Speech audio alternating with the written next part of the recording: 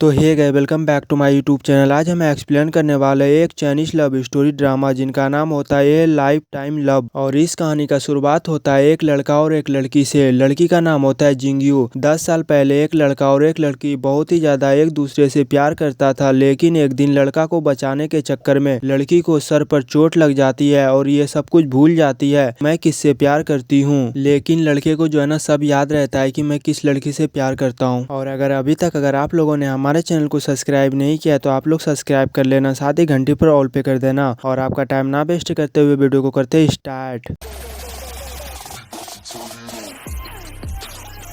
तो हमारा एपिसोड 1 के शुरुआत में हम देखते हैं कि हमें 10 साल का आगे का दिखाया जाता है, जहां पर हम देखते हैं कि जिंगयू चोरी से वहां से भाग रही होती है क्योंकि इसे बाहरी दुनिया देखना था, क्योंकि इन्होंने कभी भी बाहरी दुनिया नहीं देखा था। तभी वहां पर अचानक ही जिंगयू के ऊपर हमला हो जाती है क्योंकि इनके बड़े भाई का पहरा बहुत ही ज्यादा मजबूत होता है और जिंगयू बुरी तरीके से वहीं पर ही फंस जाती है। लेकिन इसे बचाने के लिए इनका चौथा भाई आता है और फिर इनको बचा लेते हैं। तो जिंगयू कहती है कि मैं बच गई और फिर वो अपने चौथे भाई को देखती है तो उनके पास वो भगती हुई जाती है और उनको जाकर के कहती है कि तुमने मेरी जान बचाई, इनके लिए तुम्हारा शुक्रिया। और कहती है कि बड़े भाई का जाल तो काफी ज्यादा मजबूत है। तो चौथा भाई कहता है कि तुम पहाड़ से नीचे क्यों जा रही हो। तो जिंगयू कहती है कि यहाँ पर रहने के बाद मुझे अब एहसास होने लगा है कि मैं अभी जेल में कैद हूँ। तो चौथा भाई कहता है कि अगर बड़े भैया को पता चल गया तो वो तुम्हें नहीं छोड़ेगा और उसे फिर एक कपड़ा निकाल करके देता है और उसे कहता है कि ये माँ ने कहा है कि तुम जब भी बाहर जाओ तो इसे पहन करके जाना। तो जिंगयू कहती है कि माँ ने इसे अपने हाथों से बनाया है। तो चौथा भाई कहता है कि तुम बाहर जा रही हो, तुम्हें बहुत सारे मुश्किलों का सामना करना पड़ सकता है और तुम बाहर जा करके अपने भाई का नाम का इस्तेमाल भी मत करना। तो जिंगयू फिर वहाँ से चली जाती है। तो हम इसी लड़के को देखते हैं कि जो कि 10 साल पहले बहुत ही ज्यादा इनसे प्यार करता था, लेकिन इस लड़के को सब पता होता है और इनका नाम होता है भाई ली सन, जो कि एक बूढ़े आदमी को और एक बच्चे को जानवरों से बचा रहा होता है। तो वहाँ पर फिर जिंगयू आती है और सारे जानवरों को फिर वहाँ से भगा देती है क्योंकि इनके पास बहुत सारे शक्ति होता है। तभी भाई ली सन कहता है कि किसकी हिम्मत हो गई और फिर वो पीछे पलट करके देखता है। तो ये जैसे ही उनको देखता है तो ये एकदम शॉक्ड हो जाता है और कहता है कि आखिरकार मैंने तुम्हें ढूंढ ही लिया। मतलब ये जो है ना मन में ही कह रहा होता है। जिंगयू तो इसे पहचानती नहीं, तो ये कहती है कि बेहतर होगा कि आप यहाँ से चले जाओ क्योंकि अगर आप यहाँ पर रहोगे तो आपकी जान को खतरा हो सकता है। और कहती है कि भाई ली सन का खतरनाक कीड़ों और जानवरों का ये घर है। तो भाई ली सन कहता है कि ऐसा लगता है कि उसने अभी तक मुझे पहचाना नहीं और कहता है कि मैं तुम्हें याद दिला दूं कि मैं कौन हूँ। मतलब ये सारा बात जो है ना ये मन में ही बोल रहा होता है जब से। और फिर वो एक छोटा सा स्माइल करता है और उसे कहता है कि मेरी मदद करने के लिए आपका शुक्रिया। लेकिन जिंगयू को पता नहीं होता कि इस सम्राट का मालिक यही है। तो जिंगयू कहती है कि मुझे शुक्रिया कहने की कोई भी जरूरत नहीं है और कहती है कि क्या आप जानते हैं कि भाई ली सर कहाँ पर है। भाई ली सन कहता है कि मैं भी भाई ली सन शहर ही जा रहा हूँ।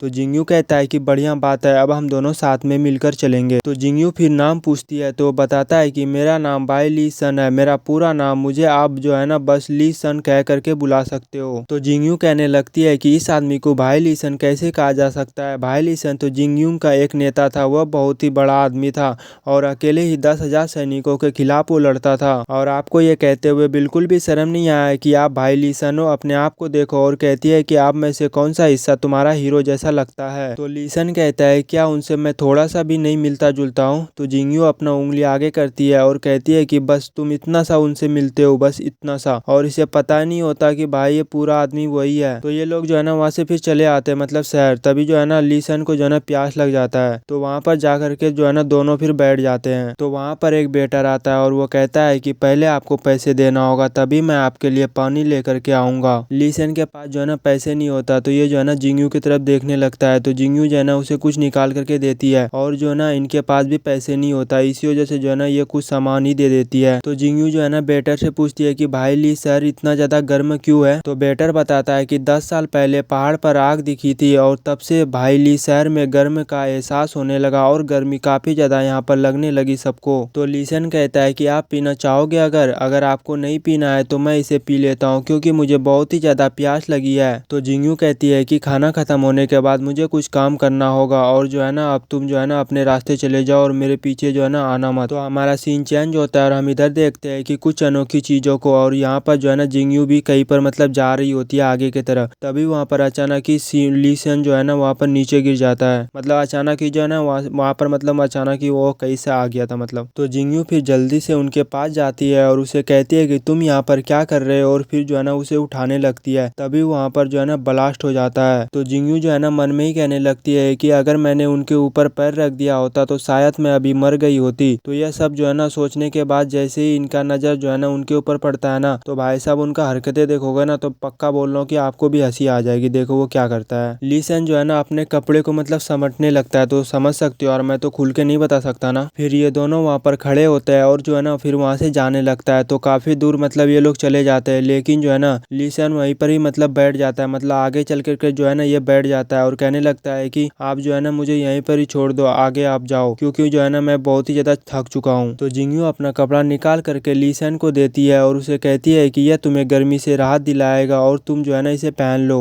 तो ली सन कहता है कि नहीं, यह तो लड़कियों का कपड़ा है, मैं नहीं पहनूंगा, लेकिन इसे जो है ना जबरदस्ती पहना देती है। तो ली सन पूछता है कि ये मतलब कौन सा कपड़ा है। तो जिंगयू बताती है कि इसे जो है ना आइस फील्ड से बनाया गया है, ये जो है ना गर्म को दूर करने में मदद करती है। तो फिर जो है ना ये लोग फिर यहाँ से जाने लगता है। तभी जो है ना जिंगयू मन में ही सोचने लगती है कि मेरा भी पला किस आदमी से पड़ गया, और ये दोनों ही बड़े प्यार से वहाँ से जाने लगता है। तभी इनके ऊपर जो है ना आग का मतलब हमला हो जाता है, मतलब आग जो होता है ना इनके ऊपर हमला करने लगता है। तभी जो है ना ली सन को देखो ये कैसे बचा रहा है, मतलब उस आग के गोलों को कैसे ये एकदम हाथों से एकदम चुटकियों से जैसे दूर फेंक दे रहा है। देखो तो ये दोनों जो है ना वहीं पर ही रुक जाता है। तो ली सन जो होता है ना मतलब उसे ही देखने लगता है। तो जिंगयू कहती है कि तुम क्या देख रहे हो। ली सन कहता है कि आपने शुरू से ही मेरे साथ बहुत ही अच्छा व्यवहार किया है और आपका दिल बहुत ही अच्छा है और आपकी ताकत अद्भुत है, और कहता है कि तुम मेरी पत्नी क्यों नहीं बन जाती हो। तो जिंगयू कहती है कि आप किसके बारे में बात कर रहे हो, और कहती है कि क्या आपको सच में लगता है कि आप भाई ली सन हो। ली सन कहता है कि अगर मैं सच में भाई ली सन हुआ तो क्या आप मुझसे शादी करोगे। जिंगयू कहती है कि मेरे पास बकवास करने के लिए फालतू समय नहीं है, और फिर वो उधर जो है ना चली जाती है मतलब आगे की तरफ। और वहाँ पर जाने के बाद कहने लगती है कि मुझे उम्मीद नहीं थी कि उसकी शक्ति इतनी ज्यादा मजबूत होगी, अगर मैंने उसकी आग को बुझा दिया तो वह मुझे कभी भी माफ नहीं करेंगे।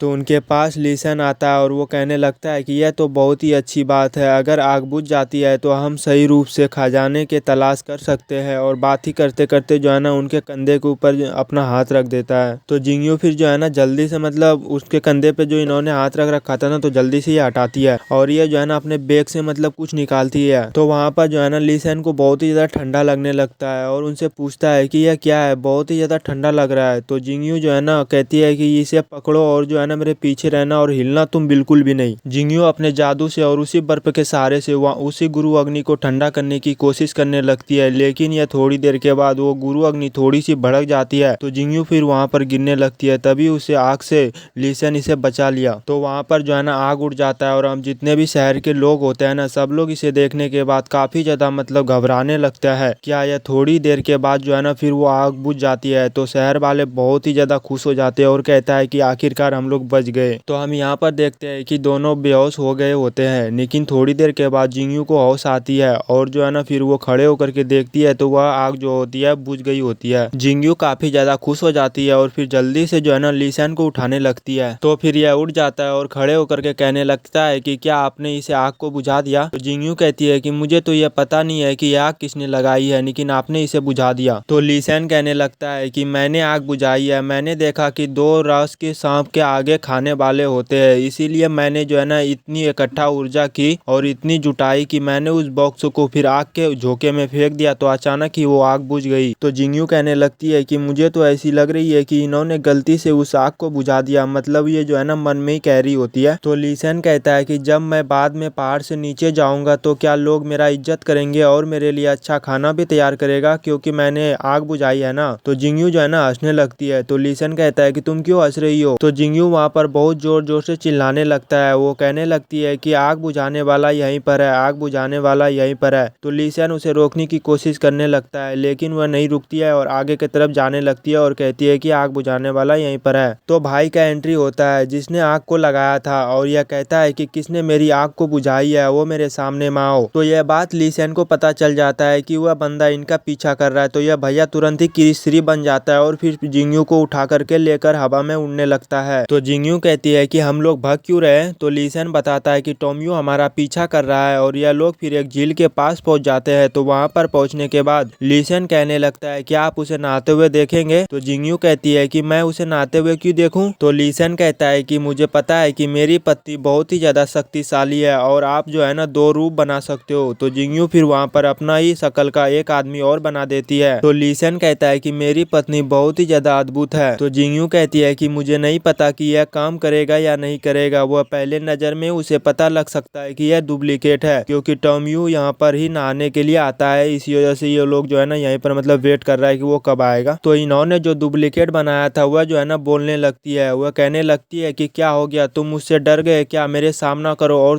तुम्हारी अगर हिम्मत है तुम मेरे सामने हो। मतलब उस बंदे को जो है ना मतलब ये चैलेंज करने लगती है और अचानक ही वो बंदा वहां पर ही आ जाता है और फिर ये दोनों आपस में ही फाइट करने लगता है। तो हम इधर देखते हैं कि जिंगयू बहुत ही ज्यादा हंसने लगती है। तो ली शन अपना हाथ से उनका मुंह को बंद करते हैं, लेकिन जिंगयू उसे जो है ना मारने लगती है और कहने लगती है हटाओ मेरे मुंह से, तुम हटाओ। और हमारा एपिसोड 1 यहीं पर ही खत्म हो जाता है। अगर आप लोगों को वीडियो अच्छी लगी तो वीडियो को लाइक कर देना, साथ ही एक कमेंट कर देना और चैनल को भी सब्सक्राइब कर देना। और पूरा वीडियो देखने के लिए दिल से लव यू ऑल। मिलते हैं फिर एक नेक्स्ट वीडियो में, तब तक के लिए बाय बाय।